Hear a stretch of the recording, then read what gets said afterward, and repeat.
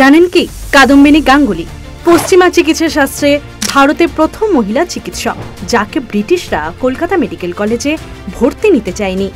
10 বছরের শিশু কন্যার বাল্যবিবাহ ও শারীরিক নির্যাতনের মৃত্যু রুখে দাঁড়ালেন কাদম্বিনী। তার চেষ্টায় এজ অফ কনসেন্ট অ্যাক্ট পাশ হয় 1891 সালে। বিবাহের বয়স 10 থেকে বাড়িয়ে 12 বছর করা হয়।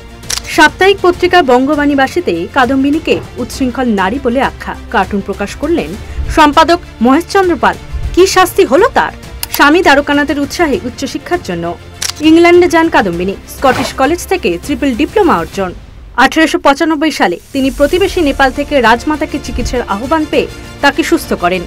এলএমএস পাশ করে ডাক্তার হওয়ার সিদ্ধান্ত। তার মাঝেই বিয়ে, সন্তান। তবু একটিও লেকচার মিস করেননি। কেবল 13 দিনের ছুটি নিয়েছিলেন। জীবনের শেষ দিন পর্যন্ত চিকিৎসা করে গেছেন কাদম্বিনী গাঙ্গুলি। করেছেন জটিল অস্ত্রোপচারও।